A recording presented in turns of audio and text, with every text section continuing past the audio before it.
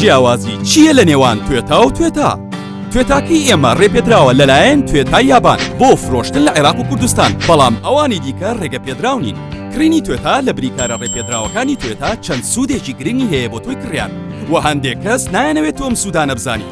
سوودی یەکەم، توێتاکانی ئێمە ڕاستە و خۆ لە کارگەکانی توێتا ئەگەنە دەست بریکارەکانمان بە شێوەیەکی سەلامەت و کارامە ئەگوازرێنەوە، بەڵام توێتای ڕێپێنەدراو بە شێوەیەکی جیاواز ئەگوازرێنەوە. بەڕاستی نازانرێت لە کوێوە هاتوون، لە چ دۆخێکا بوو.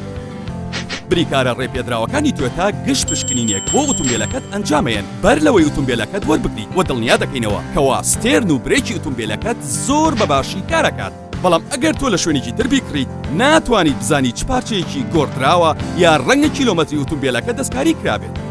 لەبەرەوە هەردەم دڵنیا بە و هەست بە سەلامەتی بکە لەگەڵ توێتای ڕێپێدراو. بەم زوانەش پێگەگەینەوە بۆ باسکردنی سوودەکانی دیکە. تویۆتا لێبخرا بە دڵنیایی.